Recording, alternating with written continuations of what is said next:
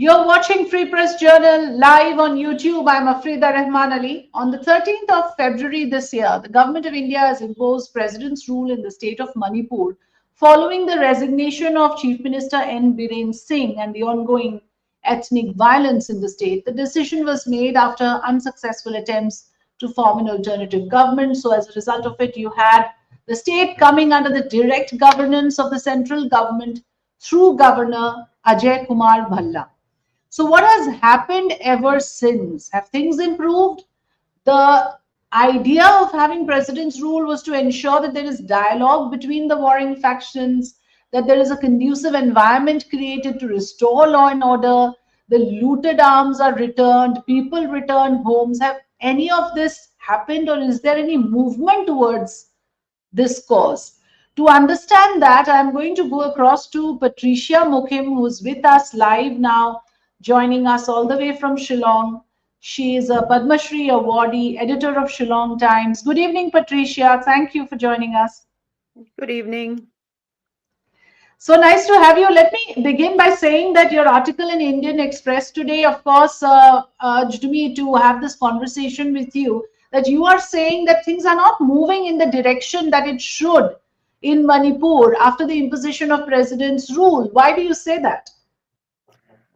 Because we don't see any change. Those cookies who who have worked in Imphal for decades, are not able to go back to their place of work because of Yeah, insecurity.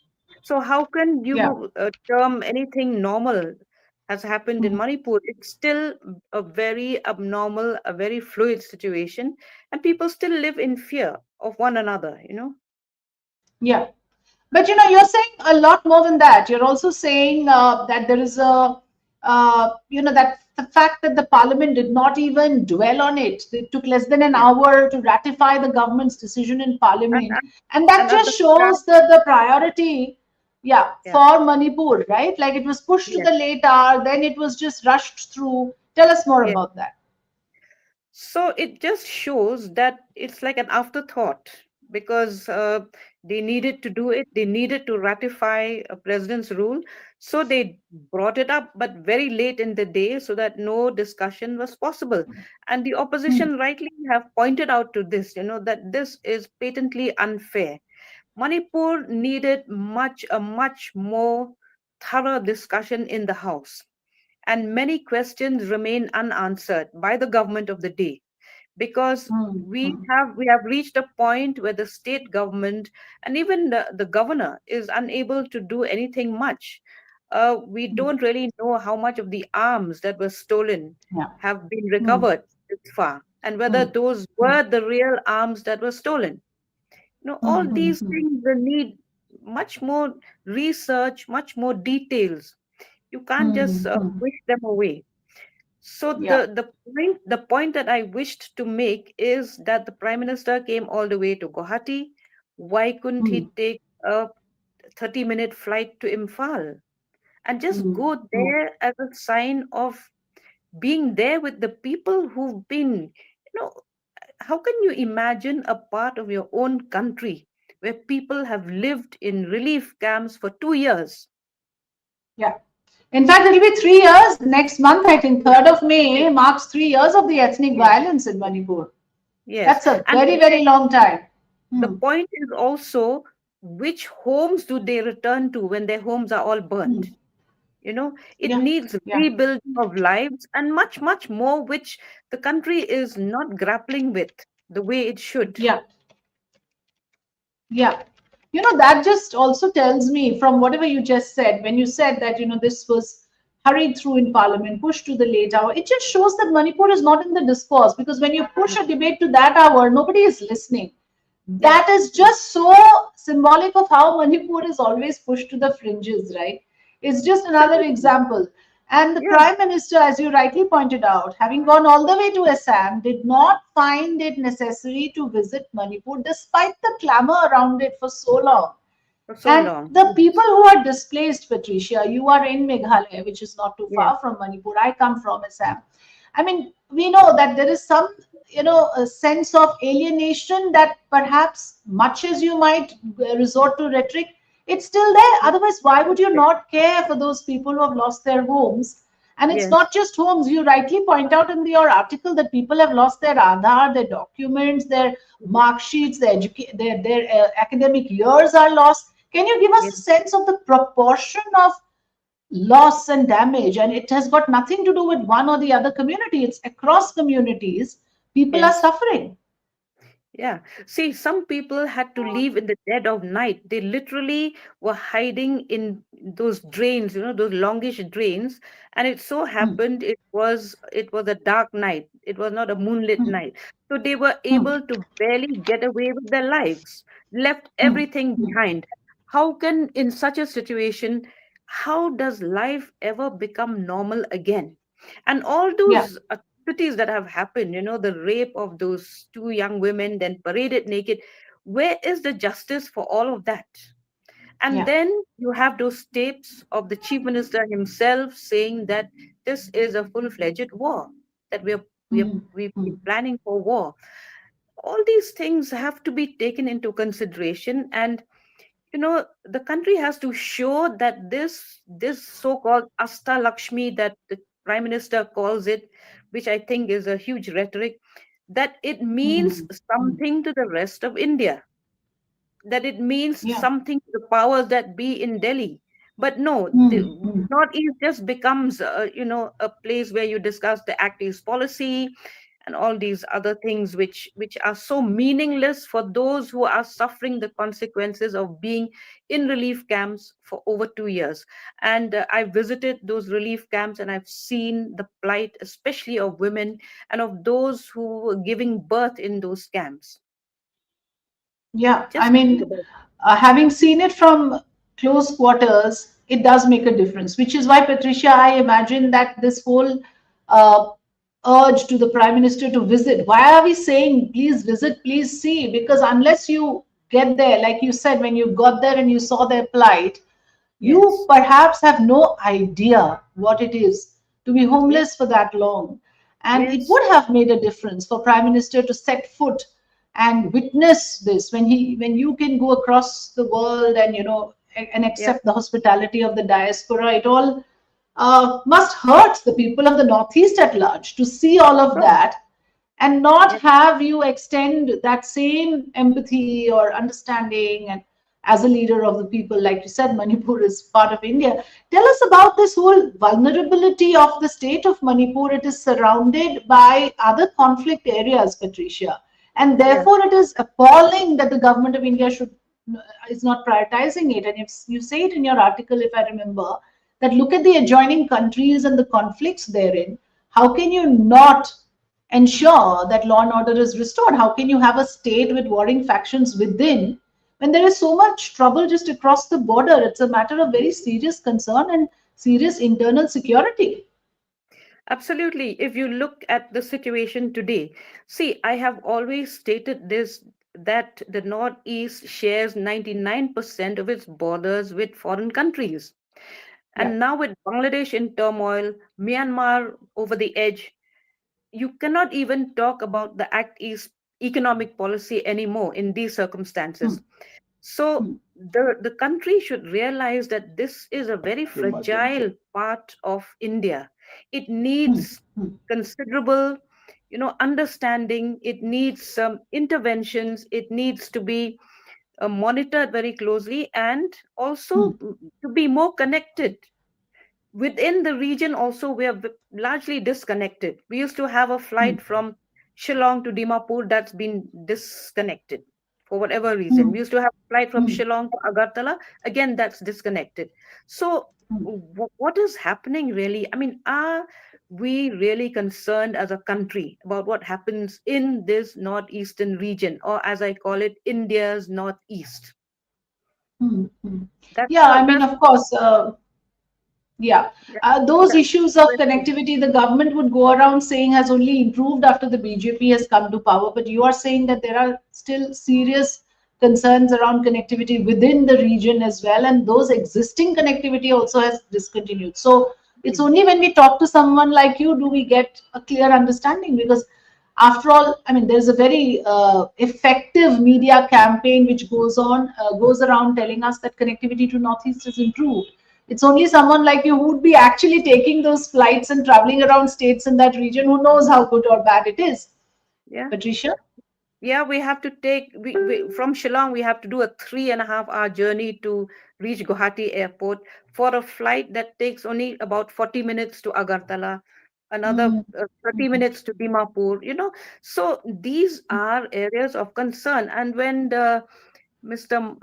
Jyotiraditya Scindia had come here as mm, donor minister, I had said that, during your tenure as civil aviation minister, perhaps you had tried to connect the mm. Northeast better. Now everything is disconnected. What is this all about? Yeah, yeah. I think you say that very nicely as well in your article that I read, where you're saying that to travel within the region takes much longer than to take Yes, a flight somewhere outside, maybe to another part of the country. And that yes, just again gives out the story of the Northeast that, here is a region where you call it Asta Lakshmi and all of those flowery words that are being used, but the reality on ground is very different. I want you to just listen into a quick soundbite from what Sashi Tharoor said in Parliament, and I'll come to you for closing comments. Because there is an issue of mistrust or an erosion of trust, as Mr. Tharoor calls it, which is a serious issue, I feel. Let's just listen to Mr. Tharoor and his arguments in Parliament during that hour that the yes. matter of President's rule came in, and this is what he Sorely says. tempted at this very late hour. I'm sorely tempted at this very late hour, sir, to say that better late than never and just let the bill pass. But I think some home truths must be told. We've all witnessed the horrors of Manipur, a slow burning horror once the unrest began in May of 2023, which is continuing now 21 months before the president's rule was actually declared. During this time, we have seen at least 250 people having died, perhaps over 300. We've had more than 5,600 weapons and 6.5 lakh rounds of ammunition seized, looted from police armories, more than 70,000 people displaced, a lakh affected, and thousands still forced to live in relief camps. Sir, the Home Minister is present here. And this is happening, sir, at a time when clearly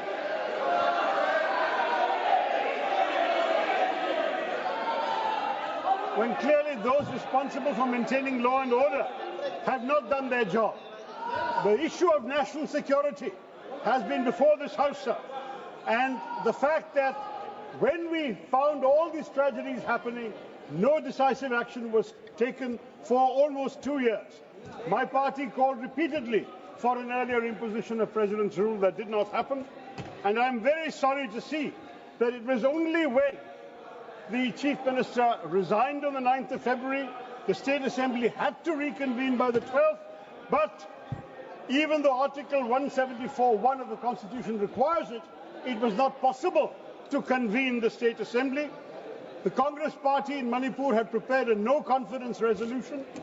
Your own ally, the NPP, had withdrawn support, and in those circumstances, only then, with the Assembly unable to meet because you could not survive such a motion, that President's rule was declared.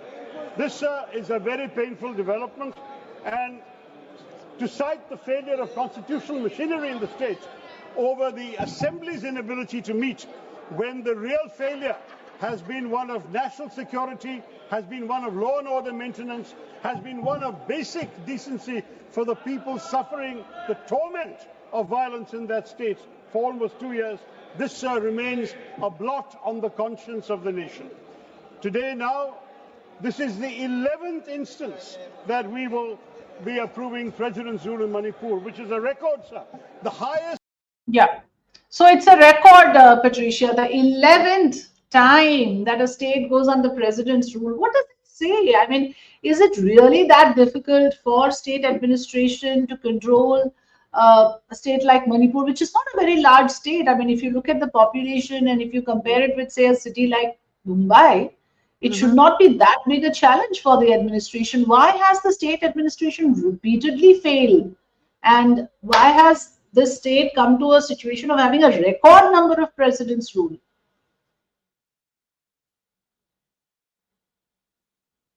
I think Patricia's video is not moving. I think it's frozen. We'll try and reconnect Patricia in just a bit. But what I was asking Patricia at this point of time was about the fact that the state of Manipur has this dubious record of having presidents rule as many as 11 times in its history, and that's certainly not a very encouraging figure. And at this point of time, the questions that arise is that when will the homes be rebuilt? When will the displaced people get back to their homes? Because remember, this is a sordid saga that began in May 2023. It was an ethnic violence that began between two communities of the state, the Metis and the Kuki communities. It has resulted in over 250 deaths and widespread displacement. It is a story that, of course, reeks of massive neglect on the part of the center. In response to the escalating violence, after much delay, the central government invoked President's rule under Article 356 of the Indian Constitution that allowed direct control of the state administration.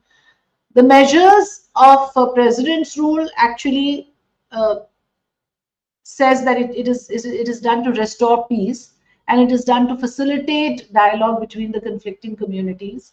And from what we see as of now, none of that is happening. And that is the reason why I wanted to have this dialogue with someone like Patricia Mukhim, who is a close observer of the situation in the Northeast. Unfortunately, we lost the connect with her. I'm going to leave our viewers with arguments that were made in Parliament by various parliamentarians during the debate. Since this was a debate pushed to the wee hours, people could not, perhaps most of the people could not even listen to it. And that just shows even the public discourse around Manipur is pushed to the fringes. And let's so listen into Kani Modi and then Supriya Sule on what their statements were with regards to Manipur so many times in this house. But today is the day you've chosen. At after 2 o'clock in the middle of the night to discuss Manipur, it just shows how much regard you have for the people suffering there and how you care. You don't care. Is this the time to give us an opportunity to be discussing Manipur? Yes. So this shows how much this government does not care, disregards. It's an insult. You don't even want to give us time to discuss it properly tomorrow, sir. It is really sad. Hiding from the people.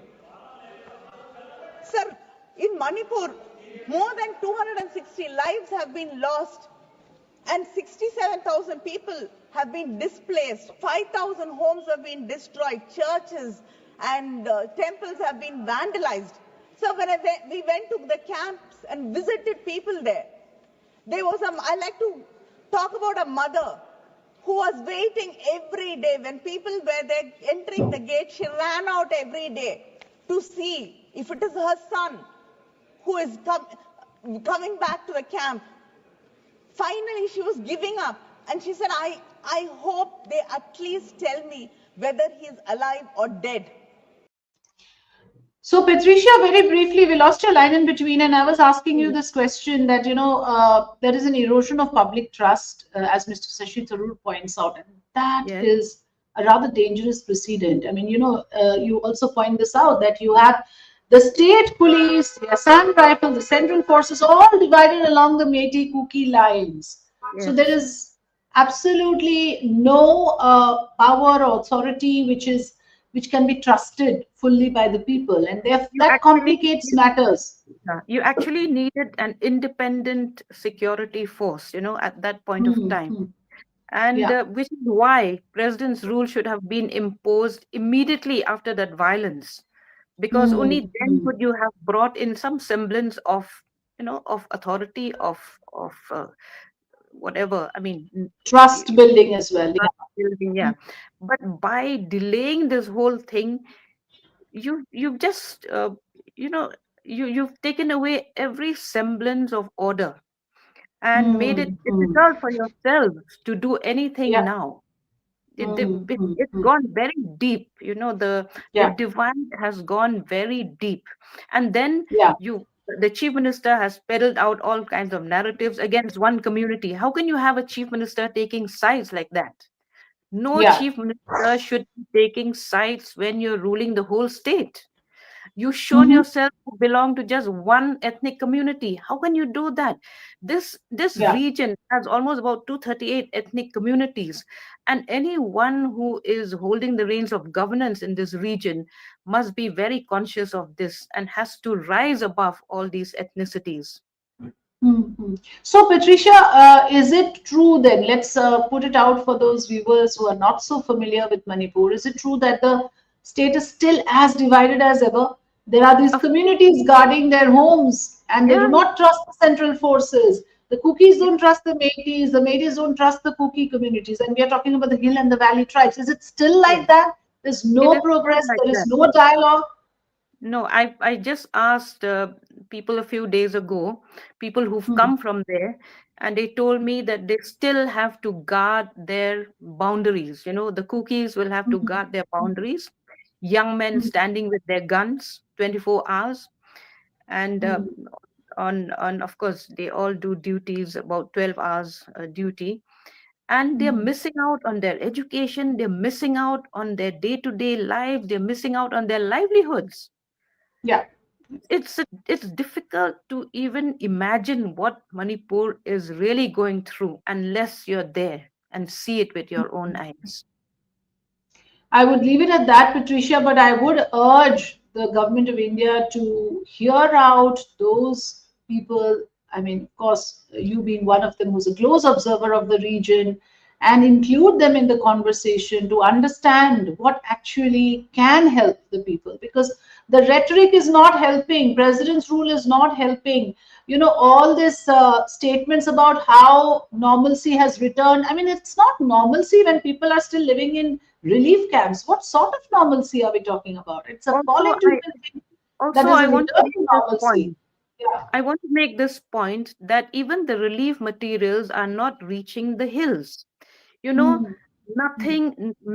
medicines and other health facilities, health requirements are not reaching the hills because Imphal is not allowing anything to go to the hills. Okay, anything from Imphal. That is why the cookies, even today, have to take that long detour via Aizawl to get out. The people from Churachandpur have to take the long detour through Aizawl to get out of the state to go elsewhere for medical Yeah. treatment. People in Kangpokpi have to do the Nagaland route. And it takes so long over very rough terrain, no? Hmm. Hmm. So Yeah. these I are mean, painful. so there's no discourse around it. I mean, there are of course a couple of parliamentarians who tried to argue very passionately, but the micro picture, Patricia, that you bring us, it's not discussed. And it is Yeah. as if it's not important. But after all, these are human lives, these are children of this country whose futures are at stake. Unfortunately, we do have these conversations hoping to draw attention. Let's hope that somewhere out there in the corridors of power, these conversations are heard and some positive step is taken. Thank you so much for joining us, Patricia. Thank you. Appreciate your Thank you. giving us time today. Thank you. Let me then put our viewers on to some more inputs that have come from the Parliament. Supriya Sule of the NCP speaking in the Parliament during the debate on Manipur. Let's Thank you, listen in. sir. On behalf of the NCP-SP, with a heavy heart, support this bill today. Sir मेरे colleague Shayoni और कनिमोई जी ने जो कहा मैं फिर नहीं दोहराऊंगी, लेकिन एक मुझे हमेशा लगता है कि प्रेसिडेंट्स रूल एक सशक्त लोकतंत्र में कोई अच्छी चीज़ नहीं है। और एक तरफ जब हम वन नेशन वन इलेक्शन करने जा रहे हैं तो एक बड़ा मुद्दा हमेशा चर्चा में आता है कि एक तरफ प्रेसिडेंट्स रूल एक कारण के लिए हो रहा है और दूसरी तरफ ये सरकार वन नेशन वन इलेक्शन लाना चाहती है। It's a very complex democracy and I urge, because what surprised me in Manipur actually, when we saw Manipur burning, we didn't have a debate here. But another point, we expected more from the Honorable Home Minister, who's a very assertive Home Minister who has delivered superior results in Kashmir. But we are not very satisfied with what happened in Manipur. But I hope you do a strong intervention, bring in peace, and have a fair election there. This is not something we like, a president's rule, but eventually we must all work together, put our minds together and bring peace and a fair and a happy livelihoods, restore peace amongst all the communities in a fine democracy. Thank you. Shri Abhay Kumar Sinha. अध्यक्ष महोदय, इसके आते आते इनके नीतियों में कुछ थोड़े बहुत घमंड थे। घोष। धन्यवाद अध्यक्ष महोदय, आपने मुझे बोलने का मौका दिया। आज बहुत शेर बोले जा रहे थे सदन में, तो मैं भी एक शेर से शुरू करना चाहती हूँ कि तेरा इंतजार करेंगे हम, चाहे जमाने लग जाए, या तो तू आ जाए या हम ही ठिकाने लग जाए। तो सर, ये शेर मुझे अच्छे दिन की याद दिलाता है, वो दिन के जिसका वादा था, इस सरकार के नेकी का जो इरादा था, जो इरादे 2014 में काफी बुलंद थे, पर 2024 के आते आते इनके नीतियों में कुछ थोड़े बहुत घमंड थे, जिस घमंड के चलते पूर्व में नोटबंदी और लॉकडाउन जैसी घटनाएं घटी और जिसके वजह से 700 से ऊपर किसानों की मौत हुई, और जिसके चलते मणिपुर पर प्रेसिडेंट्स रूल तो लागू किया गया, लेकिन बस यही बोलना था कि 22 महीने लग गए और कई लोगों की जानें चली गई। सर, मैंने आगे भी ये चर्चा की थी कि if president's rule was the only solution, why was it not imposed months ago when people were dying? जब हजारों की तादाद में लोग बेघर हो रहे थे, चारों तरफ आग जल रही थी, जब महिलाओं को विवस्त्र करके रास्ते पर घसीटा जा रहा था, जब सिर्फ भारत नहीं बल्कि पूरे विश्व मणिपुर की चर्चा और निंदा दोनों कर रही थी, तब आप कहां थे?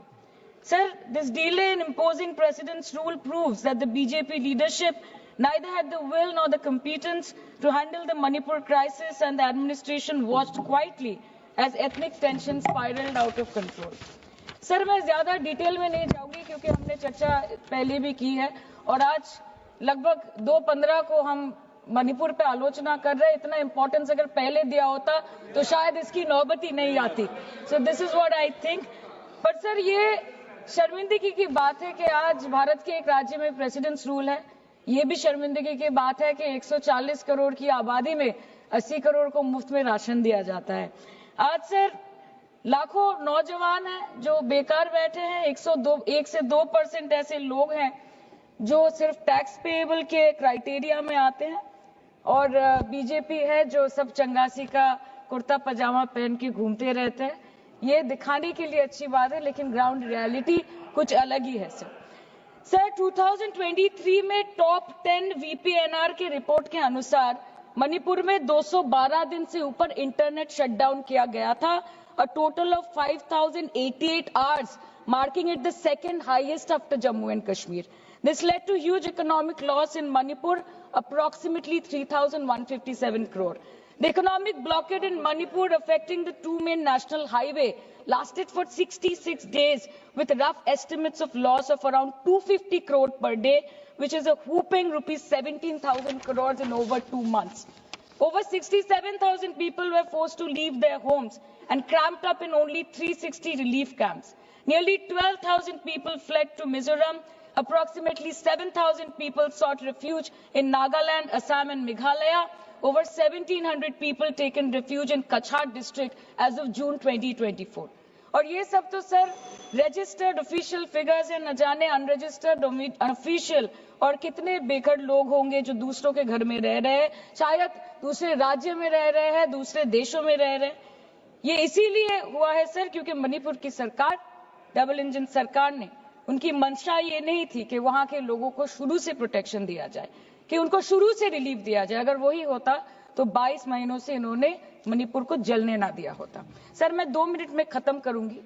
You want to move the resolution, of course we have to be with that, लेकिन 1 अप्रैल 2025 मतलब एक दिन पहले से मिनिस्ट्री ऑफ होम अफेयर्स ने armed forces special powers act को 6 महीनों का एक्सटेंशन देके मणिपुर, अरुणाचल प्रदेश और नागालैंड में इफेक्टिव कर दिया है। इससे समझ आता है that law and order in Manipur has seriously deteriorated. आज भी बीरेन्द्र सिंह जी बीजेपी वाले बोल रहे थे कि 1960 से हजारों रिफ्यूजीज मणिपुर में घुस के बैठे हैं, 2001 का सेंसस रिव्यू करना है और डिलिमिटेशन से पहले एनआरसी लाना है। मतलब आपको कुछ सुधारना नहीं है, आपको बस और बिगाड़ना है, बिगाड़ना है।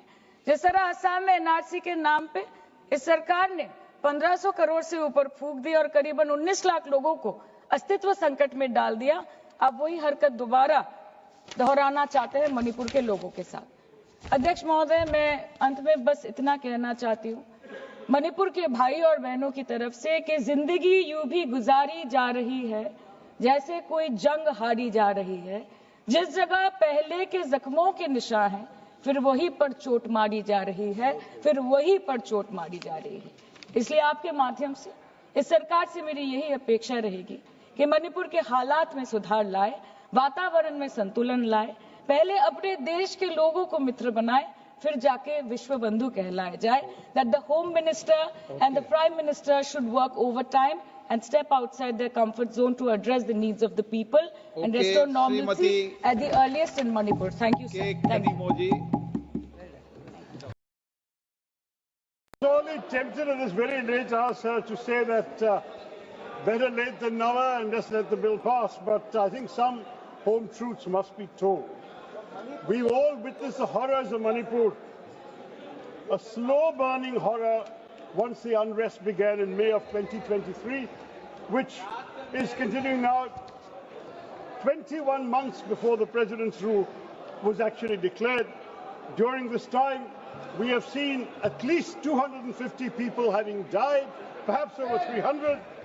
We've had more than 5,600 weapons and 6.5 lakh rounds of ammunition seized, looted from police armories, more than 70,000 people displaced, a lakh affected, and thousands still forced to live in relief camps. Sir, the Home Minister is present here, and this is happening, sir, at a time when clearly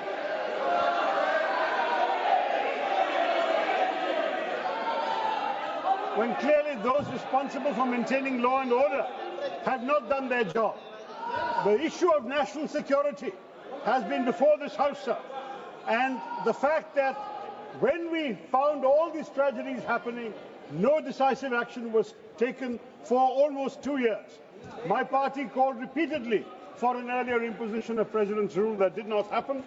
And I'm very sorry to see that it was only when the Chief Minister resigned on the 9th of February, the State Assembly had to reconvene by the 12th, but even though Article 174(1) of the Constitution requires it, it was not possible to convene the State Assembly. The Congress Party in Manipur had prepared a no-confidence resolution. Your own ally, the NPP, had withdrawn support, and in those circumstances, only then, with the Assembly unable to meet because you could not survive such a motion, that President's rule was declared. This, sir, is a very painful development, and to cite the failure of constitutional machinery in the state over the Assembly's inability to meet when the real failure has been one of national security, has been one of law and order maintenance, has been one of basic decency for the people suffering the torment of violence in that state for almost 2 years. This, sir, remains a blot on the conscience of the nation. Today now, this is the 11th instance that we will be approving President's rule in Manipur, which is a record, sir, the highest of any Indian state in the last 77 years. No state has had to go under President's rule for 11 times, as Manipur has done.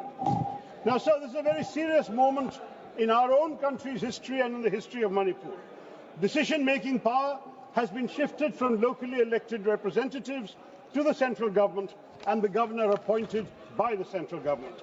And that is a very onerous responsibility at a time when, sadly, our own Prime Minister has not gone to listen to the pain and trauma of the suffering people. Even the Supreme Court has sent a delegation 2 weeks ago. They have visited, they have seen the conditions of the people there, and we would urge that this omission be rectified as soon as possible. In addition to that, sir, we really have to look at what President's rule means in practice for the people of Manipur. They've suffered a long history of insurgency. There have been various armed groups running amok, demanding autonomy, independence, God knows what else. They're often operating outside the law. Governance and law enforcement have been pretty much non-existent under the previous, now departed government. And at the same time, as a result of this condition, infrastructure development has been hampered, economic growth has suffered, and integration with the rest of the country has been largely absent, sir.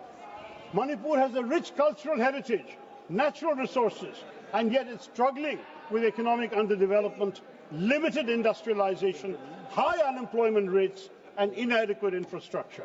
On top of that, the biggest crisis we're facing today, sir, is that there has been an erosion of public trust in the state of India, the state of Manipur, and its institutions.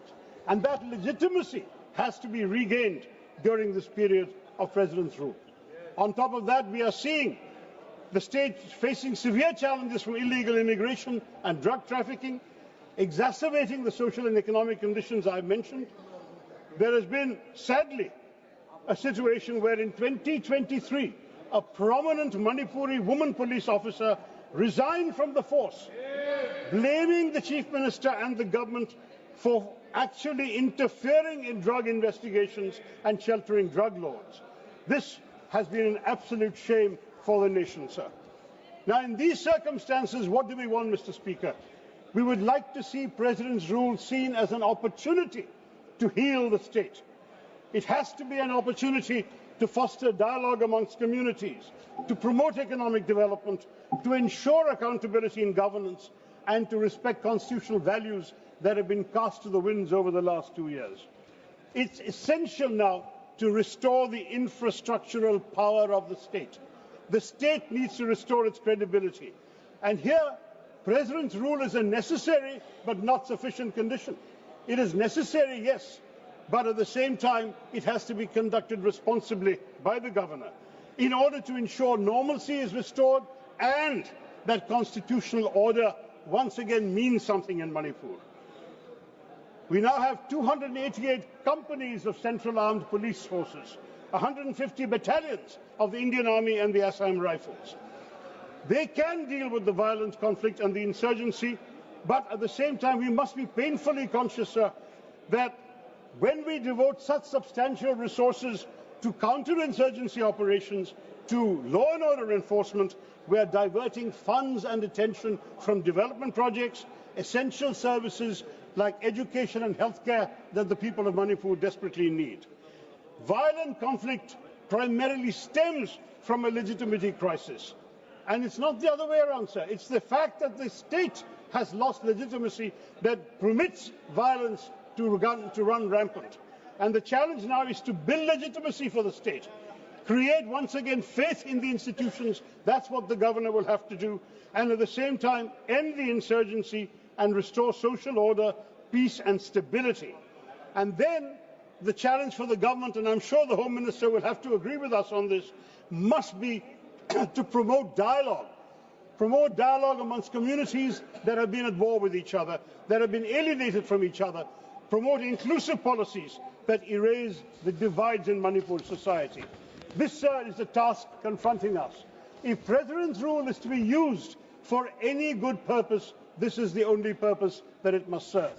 We have to come back again within 6 months to actually once again renew this proclamation. So I say to the Home Minister and to the government, of course, we will all go along with this resolution. We are not going to oppose it. We know that constitutionally it is required for the country. But we hope that the government will go in with a larger vision of how President's rule can be used to restore faith in the institutions of our state, the legitimacy of the people, the legitimacy of the state of India in the eyes of the people of Manipur, and that in this process, sir, we will be able to restore constitutional order, social order, and peace and healing to the people who have suffered such terrible anguish. No one should have to go through what the people of Manipur have endured.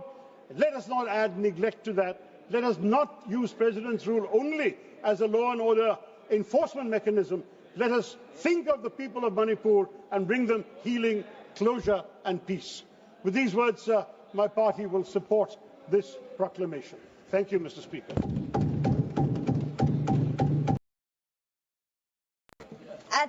After 2 o'clock, Shame. in the middle of the night, to discuss Manipur, it just shows how much regard you have for the people suffering there and how you care. You don't care.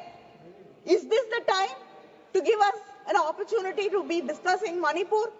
So this shows how much this government does not care, disregards. It's an insult. You don't even want to give us time to discuss it properly tomorrow, sir. It is really sad. Hiding from the people. Sir, in Manipur, more than 260 lives have been lost and 67,000 people have been displaced. 5,000 homes have been destroyed. Churches and temples have been vandalized. So when we went to the camps and visited people there was I like to talk about a mother who was waiting every day. When people were there entering the gate, she ran out every day to see if it is her son who is coming back to the camp. Finally, she was giving up and she said, I hope they at least tell me whether he is alive or dead so that I can just give up, because every day I'm waiting desperately for the news whether he is alive or not. Sir, this is not just the case of one woman, one mother. There are thousands of mothers waiting with pain, not knowing whether their children who've been displaced, who they don't know where they are alive or not. This is happening to so many families, but nothing has been done to ensure that peace returns to Manipur. And it is so sad, an elected representative, the chief minister of that state, has been involved in creating more violence, in encouraging violence. Sir, how did the arms, how did guns, how did arms go to the hands of terrorists and protesters there? Isn't this a shame? Who is going to be responsible? Who is going to answer for the lives lost there? Sir, two women who were insulted, paraded, stripped. It has put this nation to shame. Yes. Who is going to answer that? We have no answers, and the Home Minister said free movement after President's rule was imposed. Was there an opportunity for peace after that? No. Again, there was bloodshed after he promised free movement. Over 103 people have been injured. 16 are critically injured and in hospital. Sir, if this is the state, what is the point of President's rule? Sir, and what have you done? Over 14,000 students have not been able to go back to school. But you are reducing budgets. Only 2.3% has been increased in education budget for Manipur. When more than 14,000 children are not being able to go back to schools. And you've cut the food budget by over 28%. You've cut, there's a reduction. Where in camps, people do not have water, food to eat.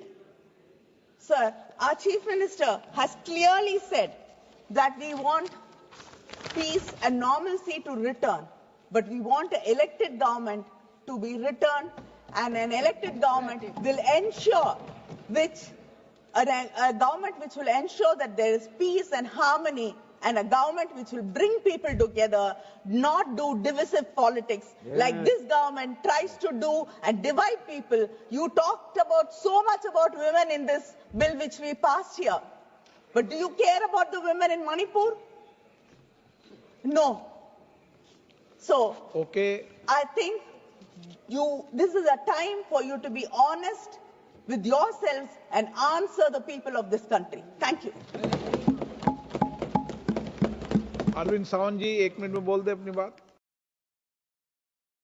कहा, मैं फिर नहीं दोहराऊंगी, लेकिन एक मुझे हमेशा लगता है कि प्रेसिडेंट्स रूल एक सशक्त लोकतंत्र में कोई अच्छी चीज़ नहीं है। और एक तरफ जब हम वन नेशन वन इलेक्शन करने जा रहे हैं तो एक बड़ा मुद्दा हमेशा चर्चा में आता है कि एक तरफ प्रेसिडेंट्स रूल एक कारण के लिए हो रहा है और दूसरी तरफ ये सरकार वन नेशन वन इलेक्शन लाना चाहती है। It's a very complex democracy and I अर्ज, because what surprised me in Manipur actually, when we saw Manipur burning, we didn't have a debate here. But another point, we expected more from the Honorable Home Minister, who's a very assertive Home Minister who has delivered superior results in Kashmir. But we are not very satisfied with what happened in Manipur. But I hope you do a strong intervention, bring in peace, and have a fair election there. This is not something we like, a president's rule, but eventually we must all work together, put our minds together, and bring peace and a fair and a happy livelihoods, restore peace amongst all the communities in a fine democracy. Thank you. Shri Abhay Kumar Sinha